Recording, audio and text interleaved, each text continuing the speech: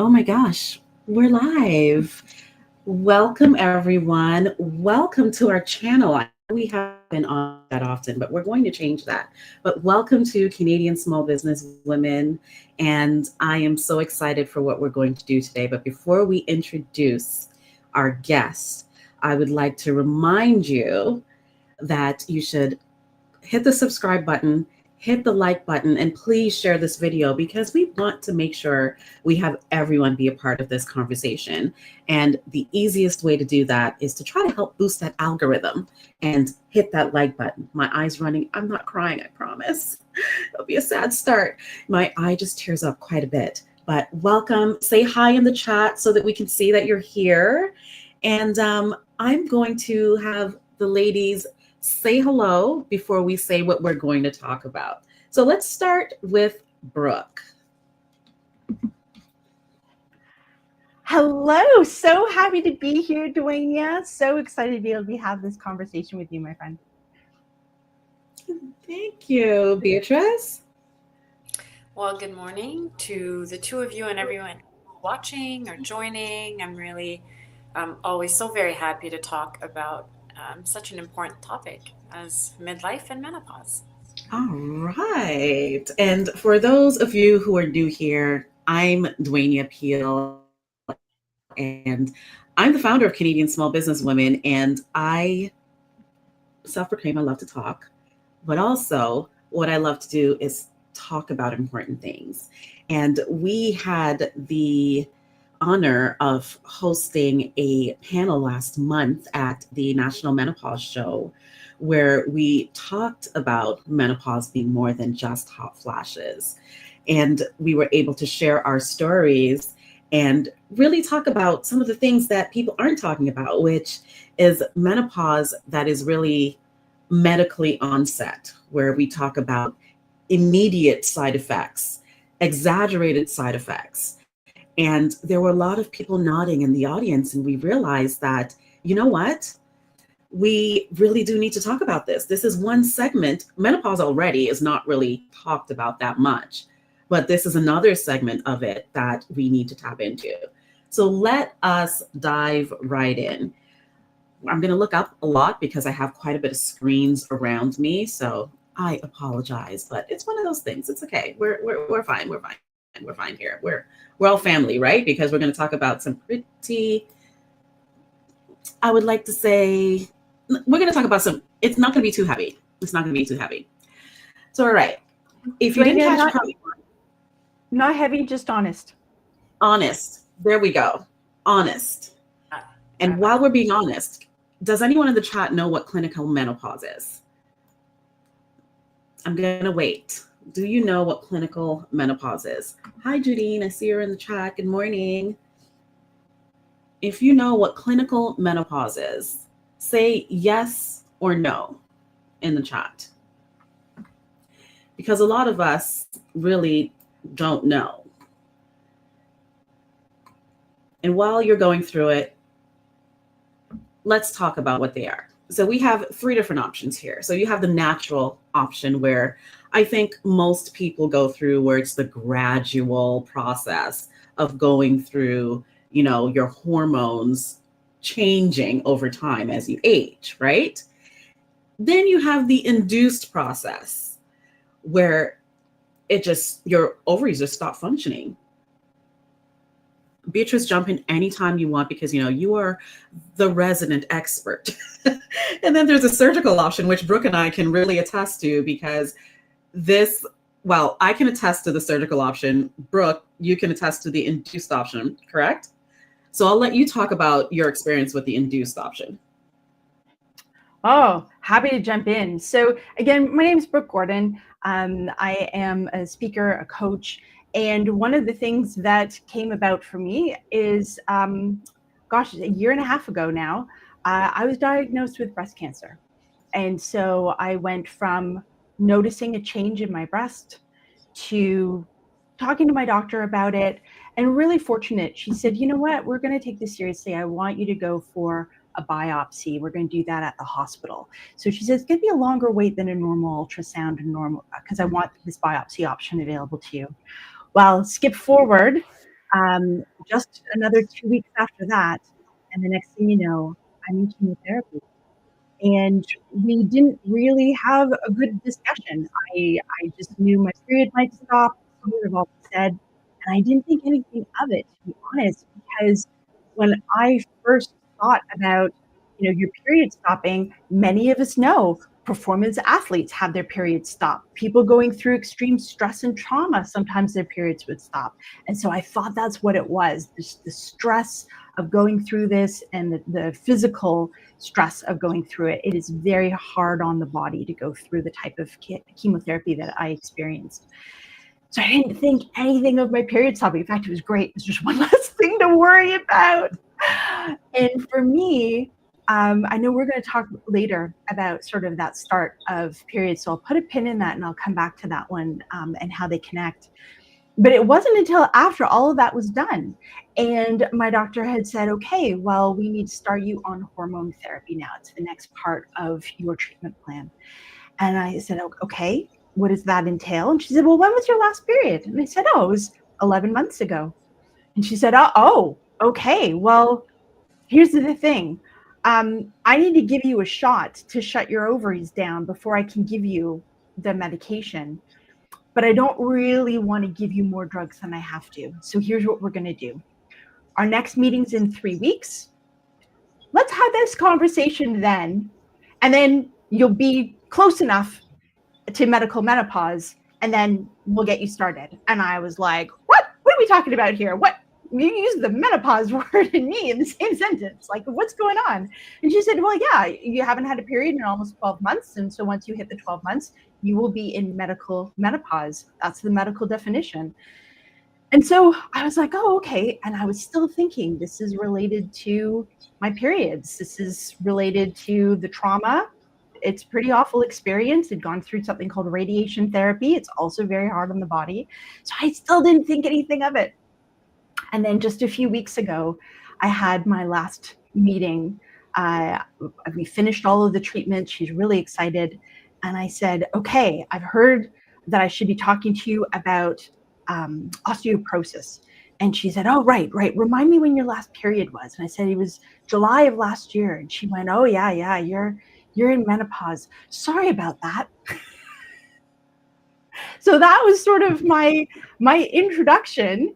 And I know we're going to get deeper into the symptoms, but a lot of the symptoms that I experienced were masked by how serious my treatment was. And so I didn't recognize them for what they were. And Dwayne, we can talk about that again later, definitely the hot flashes. And then when I started the hormone therapy, myself and many other women in different groups that I belong to had the same experience, where the first few weeks weren't any different. And then suddenly, bam. And now I am one of those ladies with a fan. Man, yes, it's essential. The fans are essential. But like, talking about your experience and the fact that, you're not putting two and two together with everything you're going through. And then, there's also menopause. Like, what is that? Why is this a part of the process? It can be confusing, because I can say, going through induced and surgical, I felt the same way. I didn't know what I was in for, because I had to go through hormone therapy after being diagnosed with breast cancer. And, I had to go through hormone therapy during COVID. Not fun. And then I had to have a surgery to remove my fallopian tubes and my ovaries. And that's when things hit instantly. And I started having that conversation. I know I'm probably going to ask this question because you already had you spoke about the moment where you realized it was menopause. For me, the moment was when like right after my surgery, about 3 weeks later, I had a meeting with my oncologist. And he's been pretty cool. Everything's fine. He usually explains everything quite well. And I sat in his office and I held on to a tire that was around my body that wasn't there 3 weeks ago. And I literally, I mean, in hindsight, I felt bad for the poor man, but also I am always like this, so he knew what he was in for. I held that fat and I said, "What is this?" And he's like, "Oh yeah, that happens." I'm like, "No, no, no, but what is it? Why? Like, what's going on?" And then he started saying menopause, and I'm like, "Excuse me, sir." And no one prepared me for this. I don't know what to do. Like, what do you do? Right? And he had no answers for me. He really didn't. So that's where, having these open conversations, because, growing up, if your parents would always talk to you about puberty, but they're not talking to you about menopause because they haven't been through it, and then their mothers didn't talk to them about it. So it's one of those things where we have to start talking about it now, right? So while we're sipping our coffee and you're talking about what you're watching on TV, we should probably start talking about how we're feeling and all the things we're going through in life as women, because we can relate, right? Yeah. Dwayne, I want to just quickly, because I want to hear from Beatrice, but there's two things you said that I think are so valuable. And just the past few weeks, my tire started and I was like, oh, this is new. And one of the things that my doctor had said, I said, okay, help me. How do I reduce my risk of recurrence? Like, what happens now? Because I'm done. And she said, yeah, the most important things there's two things: keep your alcohol consumption low and try to keep your weight down, because we see a higher risk of recurrence in women who have higher weight. And I said, oh, okay. And then she looked at me and said, oh, right, you're in menopause. That will be challenging for you. And those were our parting words. You talk about now, to your point earlier, she's excellent. I love my oncologist. She normally has excellent conversations with me, but I'm also younger than most of her patients. And so a lot of the women who've gone through breast cancer have already gone through menopause. And so it wasn't a conversation that they needed to have with your oncologist. It's like, oh, I've been there, done that. And so being a younger person, it wasn't in their script. And I think that's important. And the second thing I wanted to raise, because I just remembered this now, my mom went through surgical menopause. And so she couldn't tell me what to expect because she herself got thrown into it. And that's a conversation I realized I need to have with her. Yes. I know we want to pull Beatrice in. Beatrice, I know you heard us talk about our experiences. Tell us, based on some of the things that you're hearing us say, is this commonly heard by you? Do you have any insights for us? So first I want to thank you for sharing your lived experience. I am not, I have not experienced cancer, and that the fact that you're sharing your stories is very powerful. Hearing your experience and how you're describing things is very humbling, I would say. And I want to give everyone here on the live and anyone who's going to listen, I'm Beatrice Seguin. I'm the host of a show called This Time of the Month. We talk about midlife, which includes menopause, with experts. And sometimes it can be a style expert, but also gynecologists and scientists. I want to be very clear. I'm not a physician.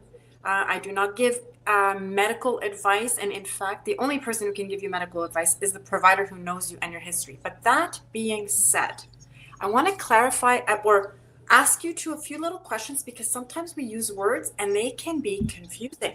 So, Brooke, you mentioned, actually, I think you both mentioned that upon your diagnosis, you were given hormone therapy. I want to be clear for the audience, because hormone therapy, there's lots of types of hormone therapies. So there's the ones that are used to treat cancer. And I think that's what you're referring to, correct? Yeah, so I'm on what's called an anti-estrogen. Correct. So literally all the estrogen in my body gets collected and released. So I got none. And it wasn't like a nice, slow perimenopause. It was bam. Yeah. Yeah. That's why we call it induced in a clinical or scientific setting, because you're given a treatment that can be chemotherapy, in this case, probably a SERM, That's the acronym for it, but it doesn't matter. The point is, because of the type of cancer you had, they wanted to shut down the response to estrogen. So that in and of it's, that's what's rushing you into a menopause. They're treating your cancer. That's what you want to do, obviously, because that's the most important thing. The consequence of that is that you become menopausal overnight, because the definition of menopause is that decline in estrogen and progesterone, and your ovaries stop functioning. You're in a situation where it was forced upon you.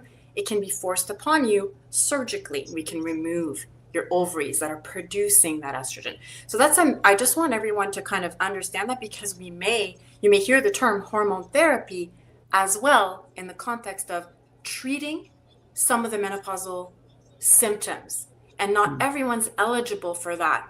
Specifically, breast cancer or estrogen responsive cancer survivors may not be a candidate for that. So I just wanted to put that out there, because there's a lot of words that get used that can have multiple meanings. I'm sorry. But it's really hard when it happens. It's hard for anyone. First of all, surviving cancer is, I can only imagine, your energy and your focus is on survival, right? But then there's all these things that happen around it, like the menopause symptoms, the not fun redistribution of your weight, the not fun hot flashes, and brain fog. And so a lot of survivorship, is based on, okay, but you're alive. We're happy that your cancer is sort of, under control or in remission. But what about the thrive part? And I think that's where your stories really come to life. Like, how are you dealing with that? What's it been like for you, or anyone who's listening who might share experiences like yours? Yeah, that is true. And it's really good. Thank you for bringing up the clarification, because even post what people look at as the big three in cancer treatment, surgery, chemo, radiation, there's still hormone therapy after the fact, right? So it is good to be able to distinguish between those options. You brought up, oh gosh, brain fog moment. Well, maybe that's what it is. You did bring it up. You brought up, symptoms, and I remember on the Revive and Thrive stage at the National Menopause Show, one of the speakers said that there were over 103 known symptoms of menopause. Yeah. That is wild. I don't know if that's the number, but the point is there are many, many beyond the basic ones we hear more commonly. Hot flashes and night sweats, which are called vasomotor symptoms, brain fog, mood changes, mood swings. But silly things, they're not silly, they're real, but itching of the skin, in weird places everywhere, including, but everywhere, dryness, joint pains. You hear of things like frozen shoulder, like, just your articulations, your joints, they start to hurt.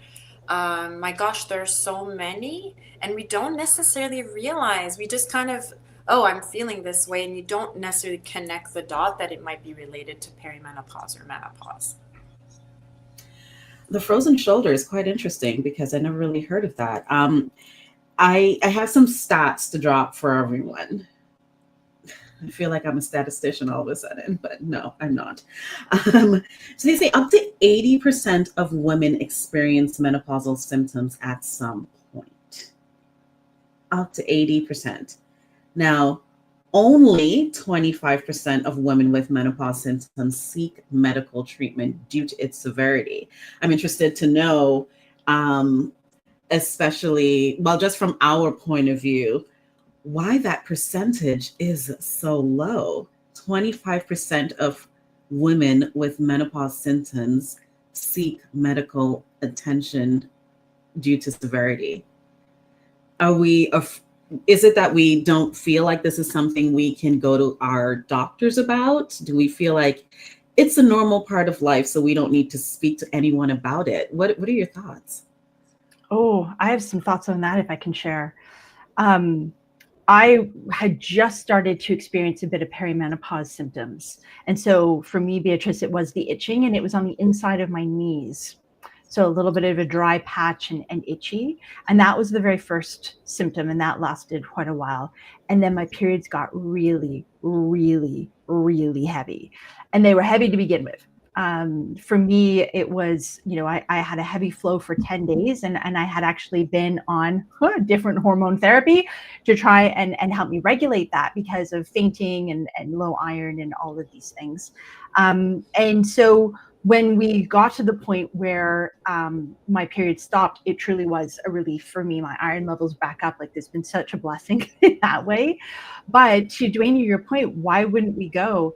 When I first started experiencing the menopause symptoms, because the chemotherapy had been damaging my ovaries, and that was the first induced cause.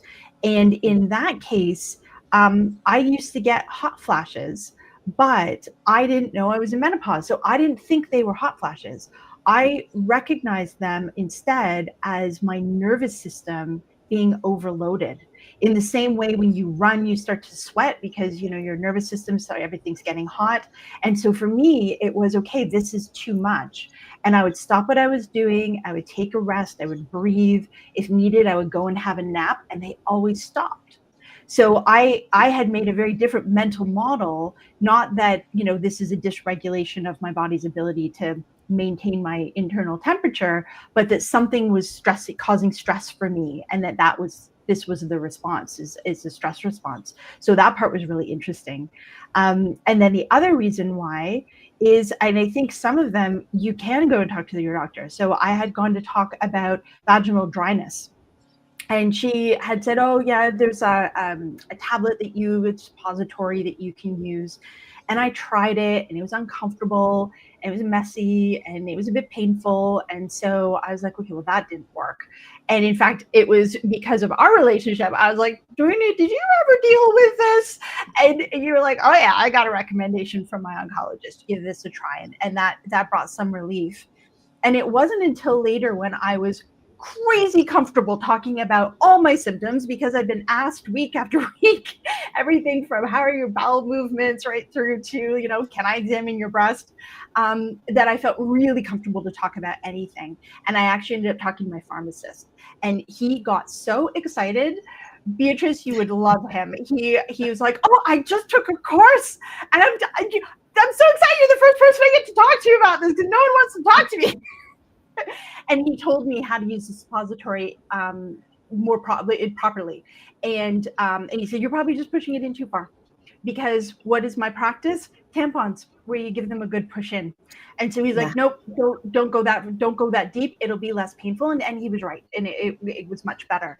So, it's also, where's this level of comfort? I didn't have this level of comfort. Mm-hmm. It's one thing to go for a pap smear. It's one thing to talk to my doctor about some things. I can talk to her about anything, but sometimes her advice back is not, it wasn't, she didn't dismiss it, but I didn't know to probe deeper. I was like, oh, okay, I'll go home and try that. And it wasn't until I learned the skill of advocacy that I was able to start asking better questions, pushing for an answer, saying, okay, but that didn't work. What about this? What else have you got in your toolkit? And so that was a skill that I didn't have. May I? Yes, please. So, why the percentage of people who experience bothersome symptoms, whatever they may be, is high, and the percentage who seek help for it is low. The mismatch is probably several reasons for it. Lack of awareness. We're not connecting dots because we have not received the education.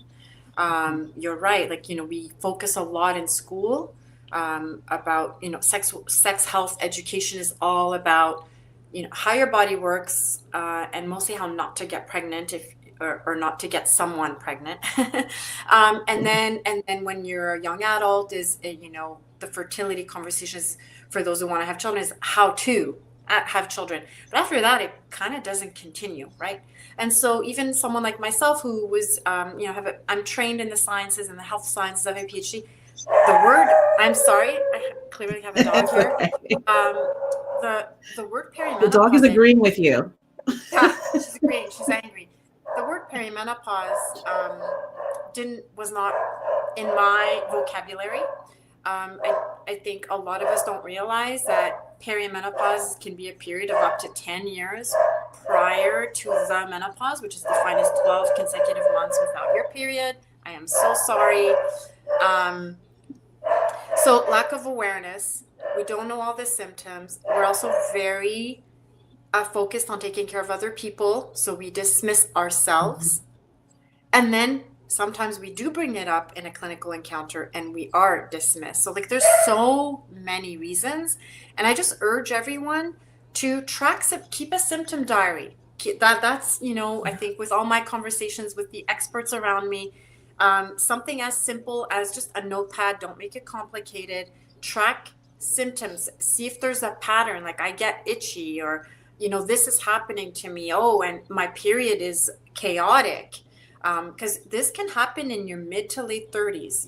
Lots of myths. We think of perimenopause or menopause as like this far away thing, but it can happen, earlier on. So there are a lot of reasons, but track them. And if they bother you, that's when you have to have that self-advocacy of like going to your care provider and saying, I've been noticing these things.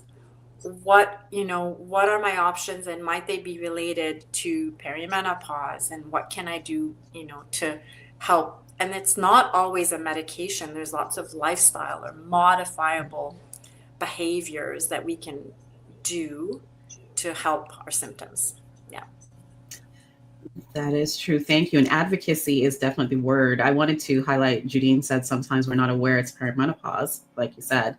She had dry skin and just thought it was her lack of water intake. So it could be something where, yes, you're thinking it's the resolve is water, but it can actually be a symptom of something else.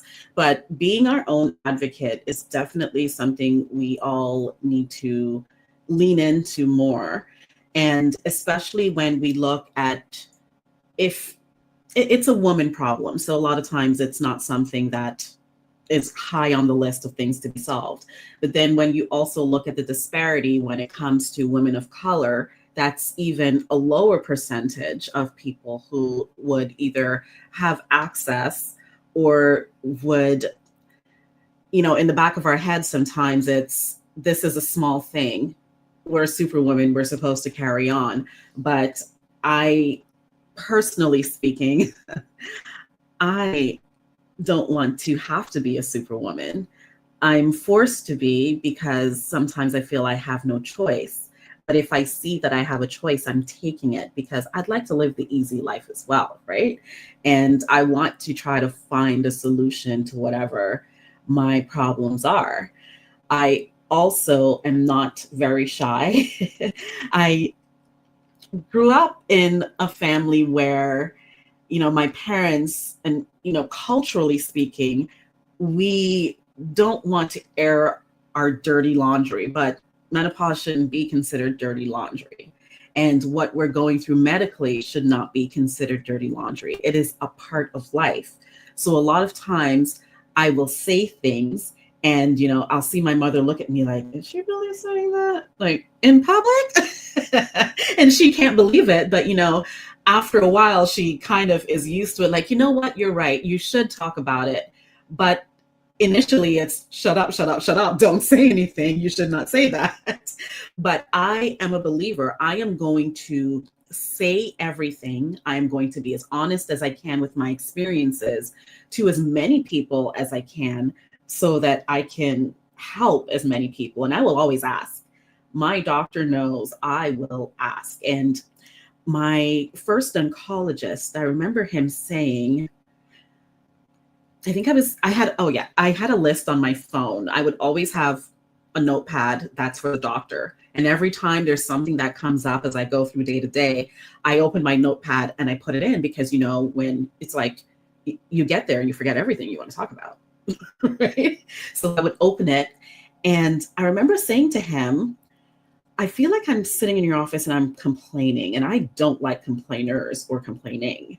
And he said to me, if you can't complain in this office, where can you complain? He said, this is the space to lay it all out. And so I took that personally and I laid everything out every time. And I now know I need to go into these offices and complain, because if that's the way that they will listen to me and they will look at my symptoms and really try their best to manage what I'm asking them to manage, then maybe we'll get a resolve. So we all need to be our own advocates, but we also, if we cannot be our own advocates, bring a friend who is not afraid to say all the things that need to be said. Bring a friend. Dwayne, may I? Now, yes. Two things you said that I think are so important. One of them, the second pair of ears, because when we're emotional and we're talking about something that's really upsetting, like for me, I had a lot of pain, vaginal pain, and this was something that was really emotional. And so to be able to have that conversation, I also wanted my partner to be able to be part of that conversation, because we were both needed to be part of the solution. And so that was a whole new level of comfort to be able to have that. And so the second pair of ears, someone else to hear, because we could come away from doctor's appointments and I would remember something and he would remember something. We both didn't remember what the other had remembered. And so, it gave us a more complete picture. But I also want to say how lovely it is that your oncologist was modeling and teaching you what advocacy looks like in practice, because that I think is part of it. Is you came in saying, I don't want to complain to you, and they're saying, tell me all your symptoms, because these are puzzle pieces and I'm trying to understand if this is actually part of something else that's going on, maybe with your treatment, maybe with this. So being able to help you understand. I had a nurse who did the same for me, and she would say, Brooke, this is where you have choice. What do you want? And I was like, well, what's the right thing to do? So just that ability to have people in our lives and recognize those moments. So I was really glad to hear your oncologist was modeling for you what advocacy can look like in practice.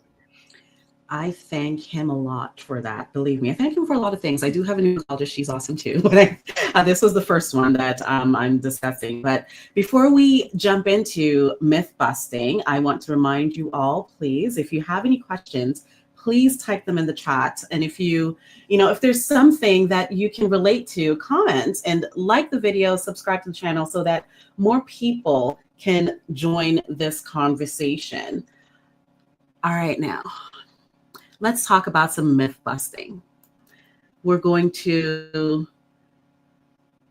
is hot flashes the only symptom that people really talk about? We already busted that myth.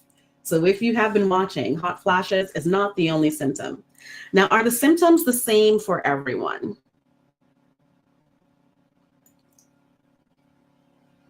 I see someone in the chat said they had faint spells. Faint spells. That's a symptom I've never heard of either. So there we go. We just touched on this, Brooke. When you're going through menopause, does it mean that a woman is no longer sexual? No, but it can mean things need to be a little different. It can mean that you need some extra support that you might not have known was possible. And it's so interesting because you are going to get a wide range. Dwayne, you gave me a fabulous recommendation. My doctor gave me a different recommendation.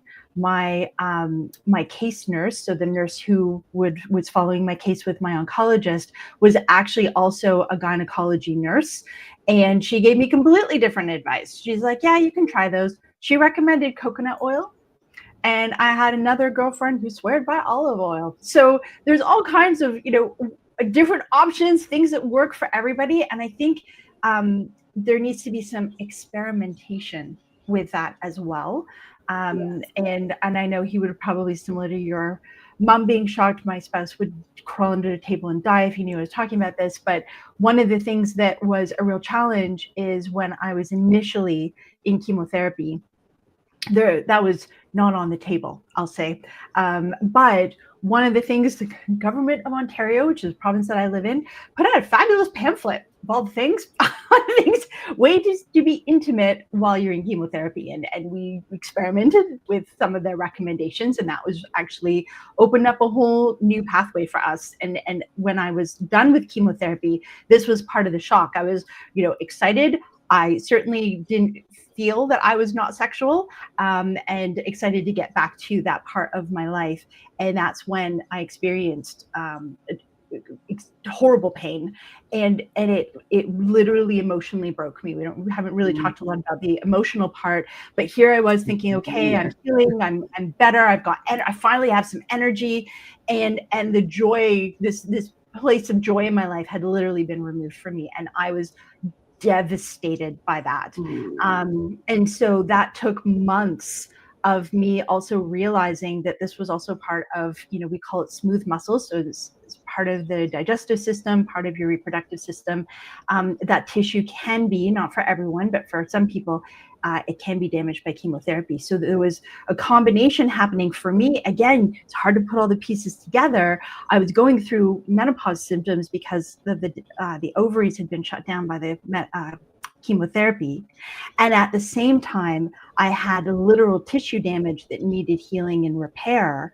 And these two things, so that took another 6 months before that finally got to a point where things were resolved enough. And so, yeah, I would say it is definitely, it means a woman is no longer sexual. Hell's no. But it does mean things may not be the way they have always been. It might need some more experimentation and patience and conversation. Thank you so much for sharing that. And I think, we are sexual beings and we have a right to pleasure. It might look different, and that's the key word, is to explore different ways of being intimate, to actually not be afraid to talk about it to your circle of care. And whether it's, cancer survivorship or menopause, or both. I mean, experiencing decreases in desire or libido combined with more painful experiences, whether it's due to dryness, tissue changes. I want everyone to know that there are so many options, and that is definitely not talked about enough. Pelvic floor therapists are part of an allied health professional circle of care that most people don't know about. I didn't even know about it. So there's a lot you can do through pelvic floor therapy. We don't have time to go deep. I just want people to kind of take note, like, okay, I can ask about pelvic floor therapy. There are different types of lubricants for in the moment, like, friction.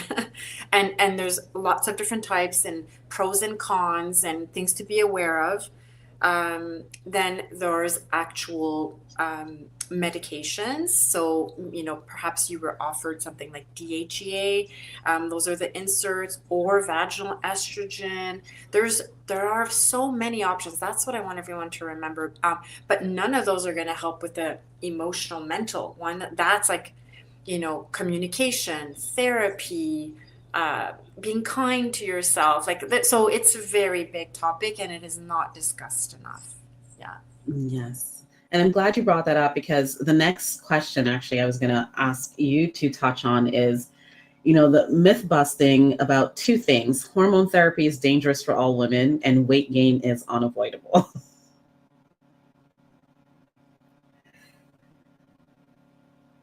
Oh, you're on mute, actually. Apologies. I'm so paranoid that my dog's going to bark. It's been really hard because the weight gain being in, let's take the weight gain issue. I mean, as changes in body composition, that's what's really happening, right? Like you're gaining weight, but it's also kind of shifting. But this is why we talk about the middle weight gain. And it's definitely a pain point for so many women in our community. We've, all experienced it, or many of us, to varying degrees. It's frustrating because you feel you're doing the same things, and yet this is happening to you. So is it inevitable? I mean, I think changes in our body, they do happen through aging and menopause. But is the result out completely like non-manageable? No, the answer is, of course it's manageable. There are things you can do, and they're not the sexy, flashy overnight things. So beware when you're seeing your social media feed filled with 3 hacks to burn your belly fat or belly fat burning challenges. Like that type of language for me is very upsetting as a woman, but also as an evidence-based, human. It's really moving your body. It's the stuff, it's the basic things. Moving your body, lifting weights, lifting heavy, and heavy can mean something different for me than for you, but lifting a heavier load will help. Of course, nutrition, reducing your alcohol, focusing on sleep.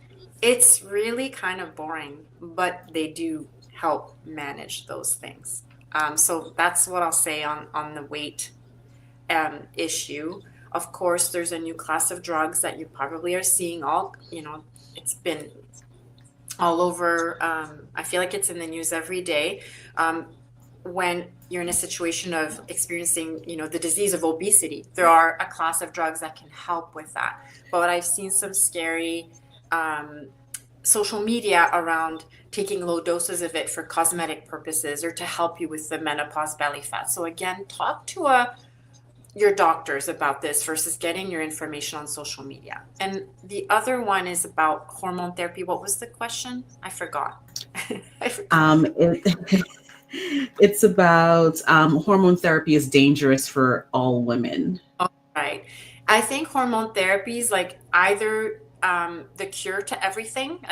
Again, I'm focusing a lot on probably the feeds that you're all getting in your social algorithms. So it's either the panacea, like the fountain of youth, the fixer of all things, or it is the evil, cancer-causing, fear mongering. And the truth is, those are very extreme views. Hormone therapy, and when I say hormone therapy, I'm referring to using estradiol, which is what your ovaries produce, and it's not replacing it. It's hormone therapy, so low doses of estradiol. And if you have a uterus, you need to protect the lining of your uterus with progesterone. So if we're talking about that, it is indicated for hot flashes and night sweats. They're called vasomotor symptoms. If you have identified, family of history of osteoporosis, you might have osteopenia. So you're on you're kind of, there's a risk factor for you. It may help. There are other things to do there too. But those are the things that menopause societies around the world say it's what it's indicated for and may help you. If you're not eligible for it, don't have fear of missing out. Your bones won't break. You're not gonna, die early, and some of the scary messaging that you're seeing out there. There are non-hormonal treatments that can help you with night sweats if you're not eligible or don't want to take it. I mean, along with all the other things we've talked about, like exercise and moving your body. There's this new class of non-hormonal drugs that help with hot flashes that, say, a cancer survivor can be eligible for. So long story short, it isn't evil, but neither is it this fountain of youth that you may be seeing, messages about online. That's really good to know about the hormone component too, because especially for Brooke and myself, people don't want to touch us with a 10-foot pole, right? Because of our cancer diagnosis. Now, there are plenty of options. It's a matter of finding what will work and what your oncologist will approve of, because everything has to go through that. But, that was discouraging for me, I must say. It was quite discouraging at first. Sorry, and I think that's a shared story across cancer survivorship, right? The options are more limited. Or, I took notes earlier. When you were telling your stories, it sounds like you weren't given a proper in-depth heads up of what it would feel like to be induced into menopause. And that is a recurring story I hear a lot in our community. And so that's something that as citizens, we should demand better. We should lobby to say, hey, when a patient gets a diagnosis, like what's the process and how are they prepared for what that means if they're going to be induced into menopause? And then secondly, well, what are my options? And there are. Now we're in Canada, and if anyone here is listening in the US, drugs tend to be approved first in the US and then in Canada. But like say the non-hormonal drugs, those are newer. So it's been a great, exciting time for cancer survivors who are not eligible for hormone therapy to treat their vasomotor symptoms, and they're called neurokinin inhibitors. So you might have heard the word fezolinetant, and I may be mispronouncing it, but those are options for vasomotor symptoms. There's also antidepressants at different doses than you would use them clinically to treat depression. Those have been around for a while. I'm going to give, because I know we're running out of time, but if you're in Canada, or like Menopause Society of Canada or Menopause Society. Those are two fantastic websites to go to for patients and obviously health providers. But also the Canadian Medical Association Journal has a great article, and I think it's publicly accessible, on the pragmatic approach to the management of menopause. And you'll see some of these treatment options listed. And I think we're going to give references after. But the take-home message is you probably do have to fight. I don't like that word. Advocate. Let's use the word advocate. You have the right to care. You have the right to feel better. You deserve it. And there are options. So don't leave without knowing what those options are for you. And you might have to try a few things, and that's okay. It's a process. Don't get discouraged. That is quite true. And, in the spirit of not being discouraged, we also have to take a step back and be self-aware, because yes, our emotions will fluctuate minute by minute sometimes, especially for me. And your reaction or your decision making, you need to sometimes pull yourself back or pull the emotions out of it to make the decision. Now, with going through menopause and how it affects our emotional state and our mental state, we want to still be able to make clear decisions. Now, I don't know if, Brooke, if you've been experiencing this as well, because I know that I can the flip of a switch. I really do try to be mindful of how I say things, when I say things, how I make decisions, because I know that emotionally I might not be in a good space at that particular moment. And when it comes time for me to advocate for myself, I might get frustrated a little bit easier. So I try to temper my breathing and temper my words, because I don't want the receiver to think that I'm, making these demands because I'm just upset. It's because I truly feel I need them. Is there any way any tips that you might have for us to be able to work around some of the emotional components of going through menopause?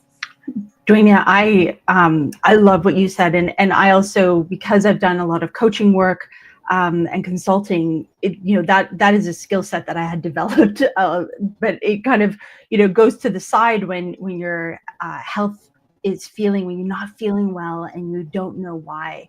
And I think, Beatrice, you also said something really important earlier. You talked about pelvic floor therapy, and that was something that I tapped into as well. And so not one specialist or one doctor might know all the answers. It's a lot to keep up with.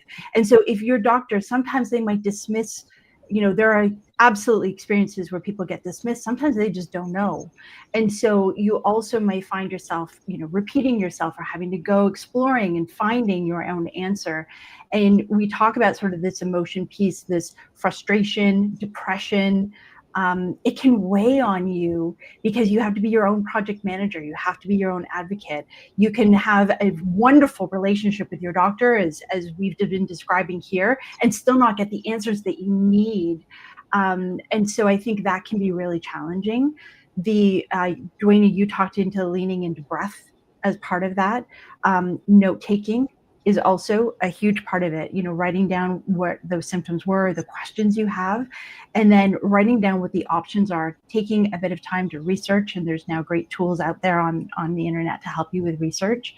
But I think also when you're making decisions, and some of them are big decisions, some of them are emotional decisions, and not feeling like you need to be rushed. And I think that's also something, Beatrice, you talked about, we have a right to care. And oftentimes we'll get those options. And because of timing, they're like, okay, what is your decision? Because they need to take the action because this is when your meeting is. And it can be challenging. So also finding out and asking, when do I need to make this decision? I need a bit of time to process this. How do I let you know what my decision is? And that's a really important question that I learned. How do I let you know what I've decided? Because I'm not making that decision. You've just given me all the information. I can't make a decision right now. I want to understand it, and I need to sit with it for a little bit. And so that can also help. Definitely. Go ahead, Beatrice. Sorry. I would say that, having, I have 2 children, they're teenagers now, and a partner. And I think communicating, just letting people know how you're feeling and connecting the dots for them. Because if they just see, the people in your life, they might just see the outward expression of your mood, right? Like you're angry, you're sad, you're scared. You're hot flashing, you're whatever the thing may be. And I've learned to there's no taboo, just like everything else. Like I've spent so much time since my children were little. I had all the age appropriate books to explain how their bodies were working, right? And I progressed with them.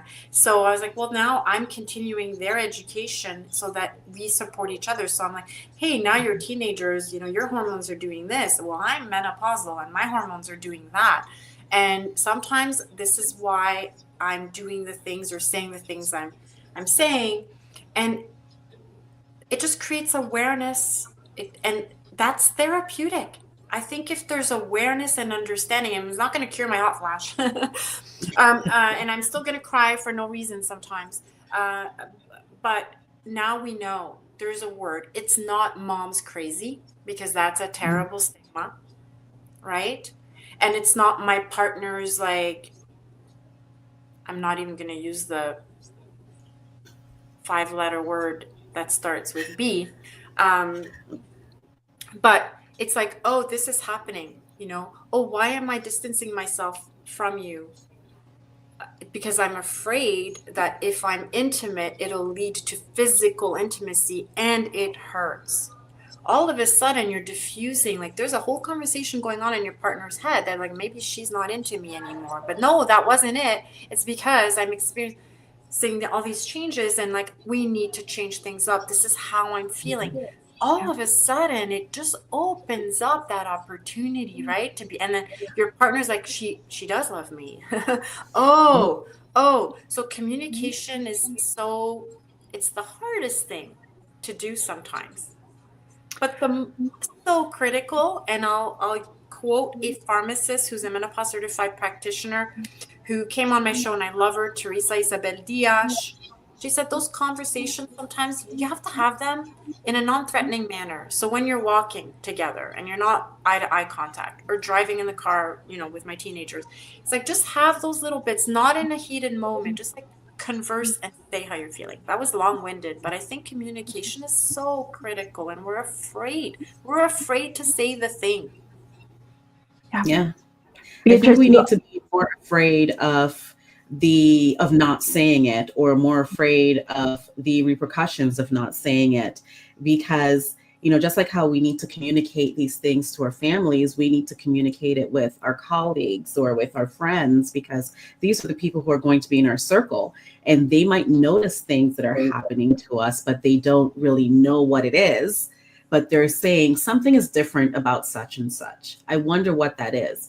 But if you have conversations, just like you would sit with your girlfriends and talk about a TV show, have these types of conversations, it will make it easier. I can tell you, yesterday, actually, my boss looked at me in passing. No, not yesterday, Thursday, in passing. And he, he's like, you really, are you okay? Because you've been looking kind of sad for the past week or so, or past few weeks. And I stopped and I'm like, yeah, I've been going through it. But you know what? I'm actually okay today. And I just kept it moving because I appreciated the fact that he's been noticing sometimes. And normally we have a great relationship. I will tell him, I will walk into his office and be like, look, this week might not be the week. Just let me be. Thank you. He'd just be like, okay, I got it. But like, have the conversations with the people around you who are going to have to interact with you, and be as honest as you feel comfortable being. But you can take those baby steps, those bite-sized chunks, just one conversation at a time, whatever you feel comfortable with, because at the end of the day, they might see you looking down and they might have a way to pick you back up. And that's what you want. You want to lean on everyone around you, because, hey, if you're the people like us three women who are speaking to you here, a lot of people are leaning on us. And there are times when we need people to lean on. And in order for that to happen, you have to be vocal. You have to be vocal. Now, I know we've been talking for a while, but I want to remind everyone, in the description, we will have a download for you that's going to have some references, some resources for, finding information to help you with going through all this. If you have questions based on the conversation that we just had, please drop them in the comments, because we can come back and answer them. We can do a part 3. We can do a part whatever number you'd like. If you want to share with others anything that you've experienced and you found some way to work around, or you have someone who's helped you, please also leave that in the comments, because we want to try to find a way to help each other. We need to amplify our voices, because we also want solutions to our problems. And the only way we will get it is if we come together as a community and we continue to have these conversations. And we're not having the conversation because it might be the cool thing to do right now. We need to have these conversations because we want the next generation to be able to feel freely and to possibly have some chapters in their books in school to learn about this as well. We want our medical practitioners to have this as a part of their requirement in medical school. Like, we should not be an afterthought. Going through this important part in our lives should not be an afterthought. We should be able to go through it with as much information as we need, and we should be able to find the resources freely.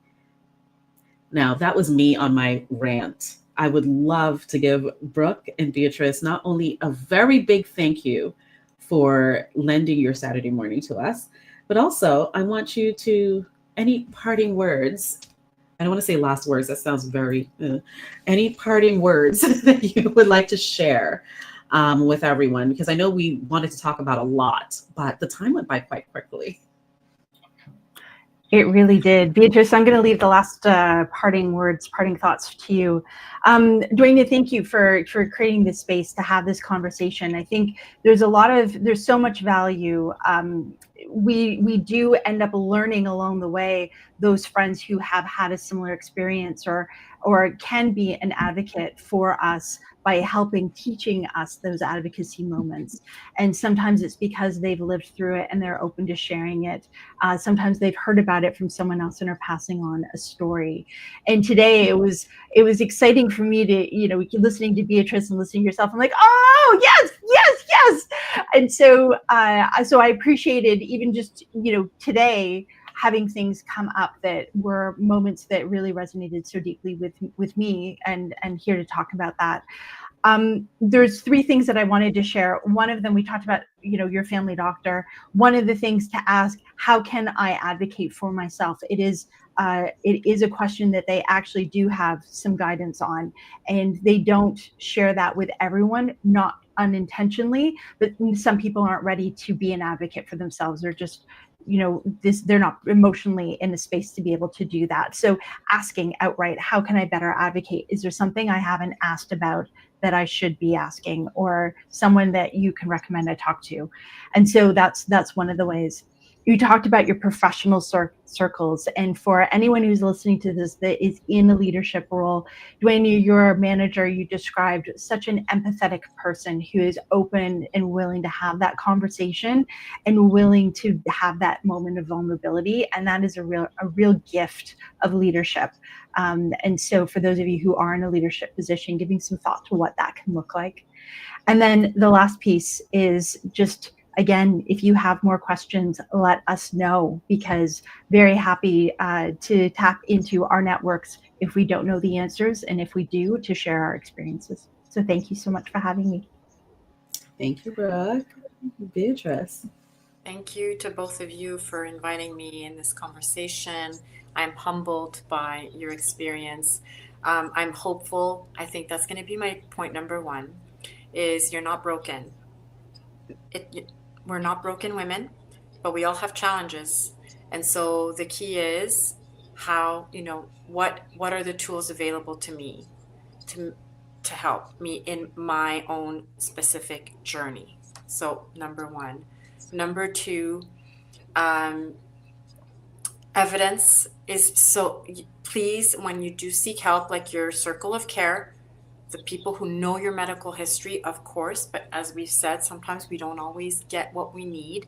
And so sometimes you just have to look for additional members of your team to help you in that journey. And so if you need help with that, ask a friend.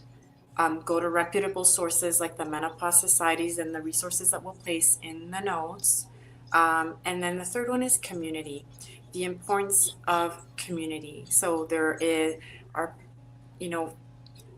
publications that are clearly demonstrating that social isolation in and of itself is an increased risk of mortality. So if you don't have community, and community can be 2 people, it does not need to be 100 people, but find 1 or 2 people who support you. And then look at our own communities here. We hope you join us. Duanya, Brooke, myself, I have a social media and YouTube channel that is all focused on creating community around midlife. So if you feel alone, know that you're not. Know that you are not. That's it. Oh my gosh, thank you so much, ladies. And, thank you everyone for listening. And as discussed, we will have resources in the description. We will have the link to part 1 of our conversation in the description. And we will continue the conversation. So make sure that you ask questions. Make sure that you share this video with your girlfriends and sit and watch it together like you're watching a show, and have the conversation. I can share real quick one thing. A few of my girlfriends and I, we had a day out at a hotel downtown, because you can day rent some hotels and take advantage of their spa. And this was last winter. And we started talking about, just randomly while drinking, talking randomly about all these symptoms that are popping up in our lives, and had an entire conversation about menopause. And it was so refreshing to be able to just sit and talk with your girlfriends and know that we're all going through this together. And we started sharing resources. That's what our community looks like. And that's what we need to start doing. Inviting all your friends to have this conversation, because you can help each other. You can lean on each other. And, you can do like we are. We're sharing our experiences. So you all are our girlfriends, and we are your community. Full stop. So again, have a wonderful rest of your day. Make sure you remember to like this video and share it with some friends, and have some conversations, and good luck. Be your own advocate. Have a good one.